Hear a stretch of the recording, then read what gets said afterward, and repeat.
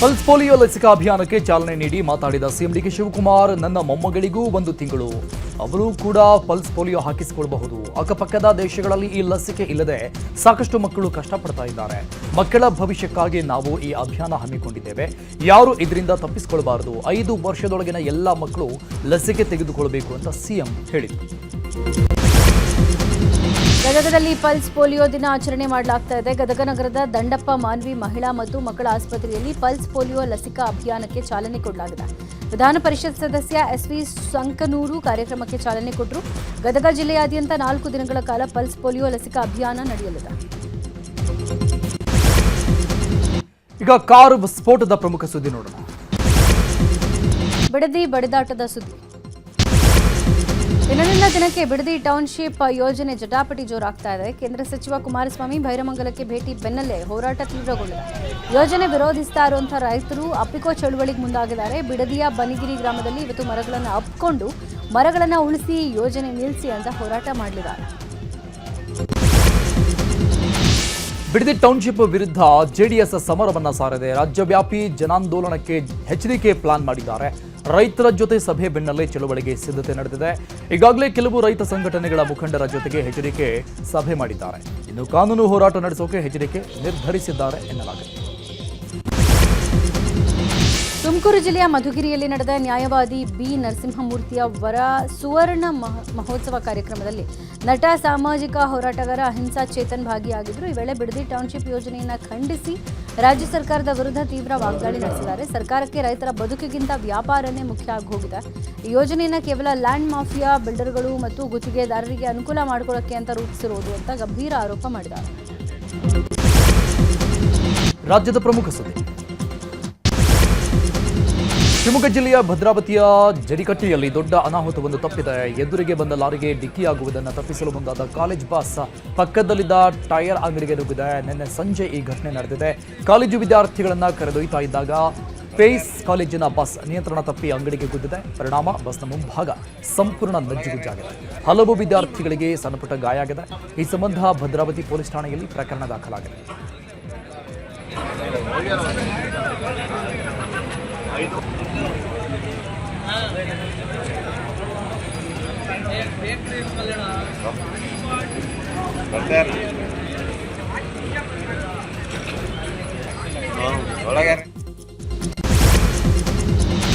ಬಾಗಲಕೋಟೆ ಜಿಲ್ಲೆಯ ಬೀಳಗಿ ತಾಲೂಕಿನ ಎಡಹಳ್ಳಿ ಬಳಿ ಬೈಕ್ ಅಪಘಾತ ನಡೆದಿದೆ. ಅಪಘಾತದಲ್ಲಿ ಓರ್ವ ಯುವಕ ಸ್ಥಳದಲ್ಲೇ ದುರ್ಮರಣ ಹೊಂದಿದ್ದು ಮತ್ತಿಬ್ಬರು ಗಂಭೀರವಾಗಿ ಗಾಯಗೊಂಡಿದ್ದಾರೆ.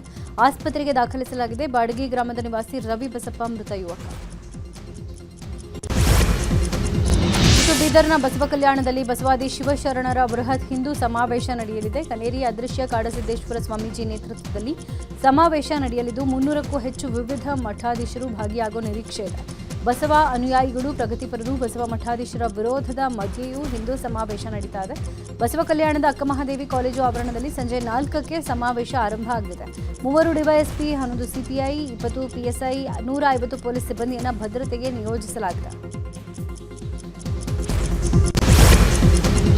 ತ್ರಿಶೂಲ ದೀಕ್ಷೆ ಕಾರ್ಯಕ್ರಮಕ್ಕೆ ಬೆಳಗಾವಿ ಜಿಲ್ಲಾಡಳಿತ ನಿರ್ಬಂಧ ಹೇರಿದೆ. ಹುಕ್ಕೇರಿ ಪಟ್ಟಣದಲ್ಲಿ ಮಹಿಳೆಯರಿಗೆ ತ್ರಿಶೂಲ ದೀಕ್ಷೆ ಕಾರ್ಯಕ್ರಮ ನಡೆಯಬೇಕಾಗಿತ್ತು. ಶ್ರೀರಾಮ ಸೇನೆ ಮುಖ್ಯಸ್ಥ ಪ್ರಮೋದ್ ಮುತಾಲಿಕ್ ನೇತೃತ್ವದಲ್ಲಿ ಆಯೋಜನೆ ಮಾಡಲಾಗಿದ್ದ ತ್ರಿಶೂಲ ದೀಕ್ಷೆ ಕಾರ್ಯಕ್ರಮಕ್ಕೆ ಜಿಲ್ಲಾಡಳಿತ ನಿರ್ಬಂಧ ಹೇರಿದೆ. ಶಸ್ತ್ರಾಸ್ತ್ರ ವಿತರಣೆಯ ಕಾರಣ ಹೇಳಿ ಕಾರ್ಯಕ್ರಮ ರದ್ದು ಮಾಡಲಾಗಿದೆ. ಸರ್ಕಾರಿ ಶಾಲೆಗಳಲ್ಲಿ ವಿದ್ಯಾರ್ಥಿಗಳಿಗೆ ಬಿಸಿಯೂಟದ ಜೊತೆಗೆ ಮೊಟ್ಟೆ ವಿತರಣೆ ಮಾಡಲಾಗ್ತಾ ಇದೆ. ಮೊಟ್ಟೆಗಳಲ್ಲಿ ಸೆಲೆನಿಯಂ ಮತ್ತು ಜಿಂಕ್ ಖನಿಜಗಳು ಪತ್ತೆಯಾಗಿವೆ. ಈ ಖನಿಜಗಳು ರೋಗ ನಿರೋಧಕ ಶಕ್ತಿಯನ್ನು ಬಲಪಡಿಸುತ್ತವೆ ಅಂತ ಸಾಬೀತಾಗಿದೆ. ಮಕ್ಕಳ ದೇಹ ಸೋಂಕುಗಳಿಂದ ರಕ್ಷಣೆ ಪಡೆಯುವಲ್ಲಿ ಮಹತ್ವದ ಪಾತ್ರ ವಹಿಸುತ್ತೆ ಅಂತ ಸರ್ಕಾರ ಹೇಳಿದೆ. ಅಜೀಂ ಪ್ರೇಮ್ಜಿ ಫೌಂಡೇಶನ್ ಸಹಯೋಗದಲ್ಲಿ ಸರ್ಕಾರಿ ಶಾಲೆಗಳಲ್ಲಿ ವಾರದಲ್ಲಿ 6 ದಿನ ಮೊಟ್ಟೆ ಕೊಡಲಾಗ್ತಾ ಇದೆ. ರಾಜಕೀಯದ ಪ್ರಮುಖ ಸುದ್ದಿ ನೋಡೋಣ. ಬೆಂಗಳೂರಿನ 3 ಪಥದ ಜೋಡಿ ಸುರಂಗ ಮಾರ್ಗ ಕಾಮಗಾರಿಗೆ ಸಿಎಂ ಡಿಕೆ ಶಿವಕುಮಾರ್ ಶಂಕುಸ್ಥಾಪನೆ ನೆರವೇರಿಸಿದ್ದಾರೆ. ಹೆಬ್ಬಾಳ ಜಂಕ್ಷನ್ನಿಂದ ಮೇಘರಿ ವೃತ್ತದವರೆಗೆ 1086 ಕೋಟಿ ರೂಪಾಯಿ ವೆಚ್ಚದಲ್ಲಿ 2.2 ಕಿಲೋಮೀಟರ್ ಉದ್ದದ 3 ಪಥದ ಸುರಂಗ ರಸ್ತೆ ಕಾಮಗಾರಿ ನಡೀತಾ ಇದೆ. ಇವತ್ತು ಮೈಸೂರಲ್ಲಿ ಎಸ್ಐಆರ್ ಜಾಗೃತಿ ಸಮಾವೇಶ ನಡೆಯಲಿದೆ. ಈ ಹಿನ್ನೆಲೆ ಮಾಜಿ ಸಿಎಂ ಸಿದ್ದರಾಮಯ್ಯ ಸಿಎಂ ಸ್ಥಾನಕ್ಕೆ ರಾಜೀನಾಮೆ ಸಲ್ಲಿಸಿದ ಬಳಿಕ ನಿನ್ನೆ ಮೊದಲ ಬಾರಿಗೆ ಮೈಸೂರಿಗೆ ಆಗಮಿಸಿದ್ದಾರೆ. ಅಭಿಮಾನಿಗಳು ಮಾಜಿ ಸಿಎಂ ಸಿದ್ದರಾಮಯ್ಯಗೆ ಅಭೂತಪೂರ್ವ ಸ್ವಾಗತ ಕೋರಿದರು. ಕೇಂದ್ರ ಸಚಿವ ಎಚ್ ಡಿ ಕುಮಾರಸ್ವಾಮಿ ಆರೋಪಕ್ಕೆ ಜೆಡಿಎಸ್ ಹಿರಿಯ ಶಾಸಕ ಜಿಟಿ ದೇವೇಗೌಡ ಪ್ರತಿಕ್ರಿಯಿಸಿದ್ದಾರೆ. ಕ್ಷೇತ್ರದಲ್ಲಿ ಅಭಿವೃದ್ಧಿ ಮಾಡುವುದೇ ನನ್ನ ಗುರಿ. 1.5 ವರ್ಷದಿಂದ ನಾನು ಮಾತನಾಡಿಲ್ಲ ಅಂತ ಕುಮಾರಸ್ವಾಮಿ ಹೇಳಿದ್ದಾರೆ. ಚಾಮುಂಡಿ ಬೆಟ್ಟದಲ್ಲಿ ಮಾತಾಡಿದ ಬಳಿಕ ಜಿಟಿ ದೇವೇಗೌಡ ಕಾಂಗ್ರೆಸ್ಗೆ ಹೋಗುತ್ತೇನೆ ಅಂತ ಹೇಳಿದ್ರು. ನಾನು ಹೋಗಿದ್ದೀನ, ಪಕ್ಷ ಉಳಿಸುವ ಕೆಲಸವನ್ನು ಕುಮಾರಸ್ವಾಮಿ ಮಾಡ್ತಾರಾ? ನನ್ನ ಬೆಂಬಲದಿಂದಲೇ ಕುಮಾರಸ್ವಾಮಿ 2 ಬಾರಿ ಸಿಎಂ ಆಗಿದ್ದು ಅಂತ ಹೇಳಿದ್ದಾರೆ. ಶಾಸಕ ಪ್ರದೀಪ್ ಈಶ್ವರ್ ಮೇಲೆ ಚಪ್ಪಲಿ ಎಸೆದ ಘಟನೆಯನ್ನು ಆರೋಗ್ಯ ಸಚಿವ ಯುಟಿ ಖಾದರ್ ಖಂಡಿಸಿದ್ದಾರೆ. ವಿಪಕ್ಷಗಳು ರಾಜಕೀಯ ಮಾಡಲಿ, ಆದರೆ ಚಪ್ಪಲಿ ಹಿಡಿದು ರಾಜಕೀಯ ಮಾಡಬಾರ್ದು. ಪ್ರದೀಪ್ ಈಶ್ವರ್ಗೆ ಯಾರು ಚಪ್ಪಲಿ ಎಸೆದ್ರೋ ಅವರೇ ಬಂದು ಅಭಿನಂದಿಸುವ ಕಾಲವೂ ಬರುತ್ತೆ. ಜೆಡಿಎಸ್ ಪಕ್ಷದ ಕಾರ್ಯಕರ್ತರು ಕಾಲಲ್ಲಿ ಹಾಕಿರೋ ಚಪ್ಪಲಿ ಹಿಡಿದು ರಾಜಕೀಯ ಮಾಡ್ತಾ ಇದ್ದಾರೆ. ದ್ವೇಷ ರಾಜಕಾರಣವನ್ನ ರಾಜ್ಯದ ಜನ ಒಪ್ಪಲ್ಲ ಅಂತ ಯುಟಿ ಖಾದರ್ ಆಕ್ರೋಶ ವ್ಯಕ್ತಪಡಿಸಿದರು. ಅಡ್ಡ ಮತದಾನದ ಬಗ್ಗೆ ಬಿಜೆಪಿ ಶಾಸಕ ಮಾನಪ್ಪ ವಜ್ಜಲ್ ಸ್ಪಷ್ಟನೆ ಕೊಟ್ಟಿದ್ದಾರೆ. ಪಕ್ಷ ಏನೇ ತೀರ್ಮಾನ ತೆಗೆದುಕೊಂಡರೂ ಸ್ವೀಕರಿಸುತ್ತೇನೆ. ಮೈಸೂರು ಪತ್ರಿಕೆಯಲ್ಲಿ ನನ್ನ ಹೆಸರು ಪ್ರಕಟವಾಗಿದೆ. ಪಕ್ಷ ನನಗೆ ಕೊಟ್ಟಿರುವ ಸ್ಥಾನಮಾನ ತಾಯಿ ಸಮಾನವಾಗಿ ನೋಡ್ತಾ ಇದ್ದೇನೆ. ನಾನು ಅಡ್ಡ ಮತದಾನ ಮಾಡಲು ಸಾಧ್ಯವೇ ಇಲ್ಲ ಅಂತ ಹೇಳಿದ್ದಾರೆ. ಈಗ ನ್ಯೂಸ್ 18 ನಂಬರ್ 1 ಮ್ಯಾರಥಾನ್ ಸುದ್ದಿಗಳು. ಆರೋಗ್ಯ ಮತ್ತು ದೈಹಿಕ ಫಿಟ್ನೆಸ್ ಬಗ್ಗೆ ಜಾಗೃತಿ ಮೂಡಿಸೋಕೆ ಮೈಸೂರಿನಲ್ಲಿ ನ್ಯೂಸ್ 18 ವತಿಯಿಂದ ನಂಬರ್ 1 ಮ್ಯಾರಥಾನ್ ಯಶಸ್ವಿಯಾಗಿ ನಡೆದಿದೆ. ನಗರದ ಕೋಟೆ ಆಂಜನೇಯ ಸ್ವಾಮಿ ದೇವಸ್ಥಾನದ ಮುಂಭಾಗ ಕಾರ್ಯಕ್ರಮ ಆಯೋಜನೆ ಮಾಡಲಾಗಿತ್ತು. ಕಾರ್ಯಕ್ರಮಕ್ಕೆ ನಗರಾಭಿವೃದ್ಧಿ ಸಚಿವ ಡಾಕ್ಟರ್ ಯತೀಂದ್ರ ಚಾಲನೆ ಕೊಟ್ಟರು. ನೆಟ್ವರ್ಕ್ 18 ಸೌತ್ನ editorial adviser DP Satish, news 18 Kannada ಸಂಪಾದಕ Hariprasad, IGP Boralingaiah, police commissioner Seema Latkar ನಮ್ಮ ರನ್ನಲ್ಲಿ ಪಾಲ್ಗೊಂಡಿದ್ದರು.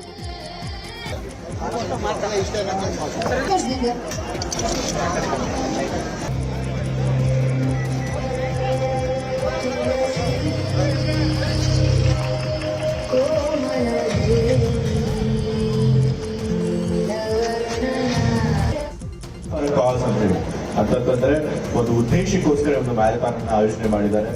ದೇಶದಲ್ಲಿ ಎಲ್ಲ ನಾಗರಿಕರು ಕೂಡ ಆಕೆ ಪ್ರಜ್ಞಾನ ಬೆಳೆಸಬೇಕು, ಉತ್ತಮ ರೀತಿಯಾದಂತಹ ಆರೋಗ್ಯ ಪದ್ಧತಿಯನ್ನು ಅಳವಡಿಸಿಕೊಳ್ಳೋದಕ್ಕೋಸ್ಕರ ಅವರಲ್ಲಿ ಜಾಗೃತಿ ಮೂಡಿಸಬೇಕು. ಮತ್ತೆ ವ್ಯಸನಗಳನ್ನ, ಅದರಲ್ಲೂ ಮುಖ್ಯವಾಗಿ ಮಾದಕ ವಸ್ತುಗಳ ವ್ಯಸನಗಳನ್ನ ಜನರು ಬಿಡಲಿ. ಬಹಳ ಸಂತೋಷದ ಬಂದು ಈ ಕಾರ್ಯಕ್ರಮ ಉದ್ಘಾಟನೆ ಮಾಡ್ತಾ ಇದ್ದೀನಿ. ಈ ಒಂದು ಕಾರ್ಯಕ್ರಮದಲ್ಲಿ ಸುಮಾರು 1600ಕ್ಕೂ ಹೆಚ್ಚು ಜನ ನಮ್ಮ ಮೈಸೂರಿನ ನಾಗರಿಕರು ರಿಜಿಸ್ಟರ್ ಆಗಿದ್ದೀರಿ. ನೀವೆಲ್ಲರೂ ಕೂಡ ಒಂದು ಒಳ್ಳೆ ಸಂದೇಶ ಸಮಾಜಕ್ಕೆ ಕೊಡಬೇಕು ಅಂತ ಹೇಳಿ ಒಂದು ಕಾಸ್ಗೋಸ್ಕರ ನೀವು ಇವತ್ತು ಮ್ಯಾರಥಾನ್ನಲ್ಲಿ ಭಾಗವಹಿಸಿದ್ದೀರಿ. ಹಾಗಾಗಿ ನೀವೆಲ್ಲರಿಗೂ ಕೂಡ ಯಾರ್ಯಾರು ಭಾಗವಹಿಸಿದ್ರೆ ಅವರೆಲ್ಲರಿಗೂ ಕೂಡ ಧನ್ಯವಾದಗಳನ್ನ, ಅಭಿನಂದನೆಗಳನ್ನ ತಿಳಿಸಿ ನನ್ನ 2 ಮಾತುಗಳನ್ನು ಮುಗಿಸ್ತೇನೆ. ರನ್ ಫಾರ್ ಟಿವಿ 18 ಆರ್ಗನೈಸ್ ಮಾಡಿರುವಂತಹ ಫೆಸ್ಟಿವಲ್ಸ್ ಅವರಿಗೆ ಮೊದಲನೇದಾಗಿ ನನ್ನ ಅಭಿನಂದನೆಗಳನ್ನು ಹೇಳಿ ಬಯಸ್ತೇನೆ. ಇಷ್ಟು ಜನ ನೀವು 1600+ ಮೆಂಬರ್ಸ್ ಇಲ್ಲಿ ಪಾರ್ಟಿಸಿಪೇಟ್ ಮಾಡಲಿಕ್ಕೆ ಇಷ್ಟು ಬೇಗ ಬಂದು ಇಲ್ಲಿ ಹಾಜರಿದ್ದೀರಾ. ನಿಮಗೂ ಸಹ ವಿಶೇಷವಾದ ಅಭಿನಂದನೆಗಳು. ಮತ್ತು ಚೆನ್ನಾಗಿ ಓಡಿ ಫಿಟ್ನೆಸ್ ಫಾರ್ ಆಲ್ ಅನ್ನೋ ಧ್ಯೇಯದಿಂದ ಮತ್ತೆ drugs free Karnataka, drugs free Mysuru ಅಂತ ಒಂದು ಧ್ಯೇಯದೊಂದಿಗೆ ನಾವು ಇದನ್ನ ಎಲ್ಲರೂ ಪಾರ್ಟಿಸಿಪೇಟ್ ಮಾಡೋಣ ಅಂತ ಹೇಳ್ತಾ ಮತ್ತೆ ಫಿಟ್ನೆಸ್. ಮೈಸೂರಲ್ಲಿ ಆಯೋಜನೆ ಮಾಡಿದ್ದ ನ್ಯೂಸ್ 18 ನಂಬರ್ 1 ಮ್ಯಾರಥಾನ್ನಲ್ಲಿ ಗೆದ್ದವರು ಸಂಭ್ರಮಿಸಿದ್ದಾರೆ. 5K ರನ್ನಲ್ಲಿ ಮಹದೇವ್ ಜಾಜಿಲ್ ಅನ್ನೋರು ಮೊದಲ ಸ್ಥಾನವನ್ನು ಪಡೆದುಕೊಂಡಿದ್ದಾರೆ. ಪಂಕಜ್ ಮೌರ್ಯ ದ್ವಿತೀಯ ಸ್ಥಾನ, ಪ್ರೇಮ್ ಕುಮಾರ್ ತೃತೀಯ ಸ್ಥಾನ ಪಡೆದಿದ್ದಾರೆ. ಹಾಗೆಯೇ 5K ಮಹಿಳೆಯರ ವಿಭಾಗದಲ್ಲಿ ಪೂರ್ಣಿಮಾ ಫಾಸ್ಟ್, ಚಿಂಚು ಆನ್ ಚಾಕೋ ದ್ವಿತೀಯ, ಪ್ರಕೃತಿ ತೃತೀಯ ಸ್ಥಾನವನ್ನು ಪಡೆದಿದ್ದಾರೆ. ಇನ್ನು 10K ರನ್ನಲ್ಲಿ ಶಿವಪ್ರತಾಪ್ ಪ್ರಜಾಪತಿ ಅನ್ನೋರು ಮೊದಲ ಸ್ಥಾನವನ್ನು ಪಡೆದಿದ್ದಾರೆ. ಪುರುಷೋತ್ತಮ ದ್ವಿತೀಯ, ಧರಣಿ ತೃತೀಯ ಸ್ಥಾನವನ್ನು ಪಡೆದುಕೊಂಡಿದ್ದಾರೆ. ಮಹಿಳೆಯರ ವಿಭಾಗದಲ್ಲಿ ಕೃತಿ ದೈ ಫಸ್ಟ್ ಬಂದಿದ್ದಾರೆ. ಪ್ರಜ್ಞಾ ದ್ವಿತೀಯ, ಕವನ ತೃತೀಯ ಸ್ಥಾನವನ್ನು ಪಡೆದು ಸಂಭ್ರಮಿಸಿದ್ದಾರೆ.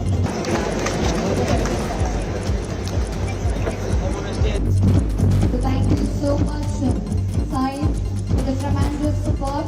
Welcome, Anna. Devanila, Uddata Chapane Barboda. Number 1, Mysuru.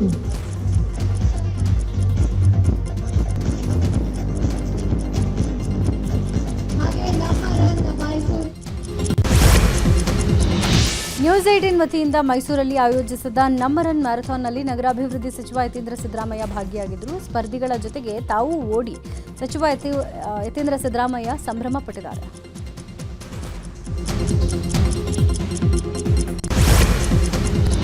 Reliance ಸಮೂಹ ಸಂಸ್ಥೆಗಳ ಕಾರ್ಯನಿರ್ವಾಹಕ ನಿರ್ದೇಶಕ ಅನಂತ್ ಅಂಬಾನಿ ತಿರುಪತಿ ದೇಗುಲಕ್ಕೆ ಭೇಟಿ ಕೊಟ್ಟಿದ್ದಾರೆ. ಇಂದು ಬೆಳಗ್ಗೆನೇ ಭೇಟಿ ನೀಡಿದ ಅನಂತ್ ಅಂಬಾನಿ ವೆಂಕಟೇಶ್ವರ ಸ್ವಾಮಿಯ ದರ್ಶನ ಪಡೆದು ಸುಪ್ರಭಾತ ಸೇವೆಯಲ್ಲಿ ಭಾಗಿಯಾಗಿದ್ದರು. ಇದೇ ವೇಳೆ ದೇಗುಲದಲ್ಲಿ ಮುಡಿ ಸಮರ್ಪಿಸಿದರು.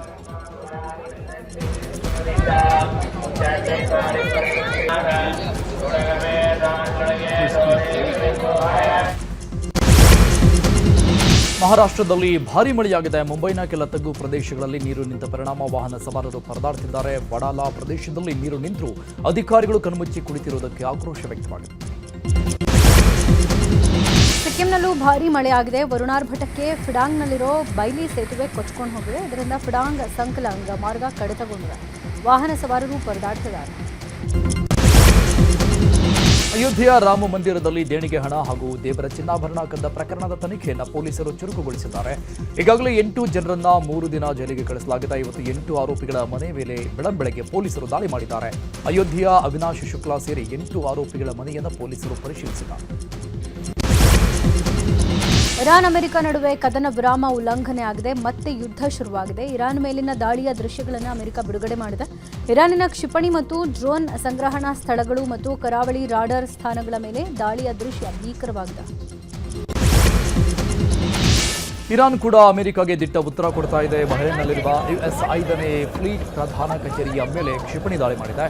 ದಾಳಿಯ ದೃಶ್ಯಗಳು ಭಯಾನಕವಾಗಿದೆ.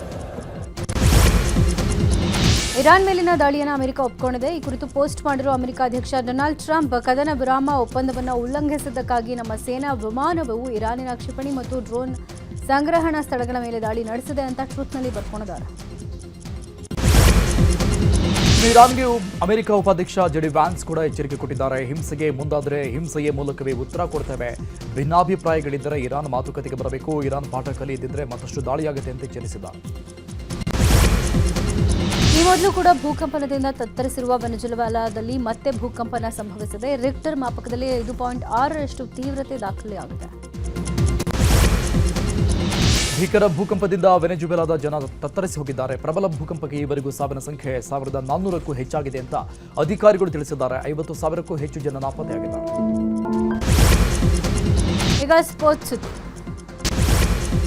ವೆನೆಜುವೆಲಾದಲ್ಲಿ ಸಂಭವಿಸಿದ ಭೂಕಂಪನದಿಂದ ಫುಟ್ಬಾಲ್ ಆಟಗಾರ ಹೆಕ್ಟರ್ ಬೆಲ್ಲೋ ಅವರ ಪತ್ನಿ ಆಂಡ್ರಿಯಾ ಸಾವನ್ನಪ್ಪಿದ್ದಾರೆ. ಭೂಕಂಪನದಿಂದ ಕುಸಿತವಾದ ಕಟ್ಟಡದಲ್ಲಿ ಮಗಳನ್ನ ರಕ್ಷಿಸೋಕೆ ಹೋದಾಗ ಹೆಕ್ಟರ್ ಪತ್ನಿ ಆಂಡ್ರಿಯಾ ಸಾವನ್ನಪ್ಪಿದ್ದಾರೆ. ದುರಂತದಲ್ಲಿ ಮಗು ಬದುಕುಳಿದಿದೆ.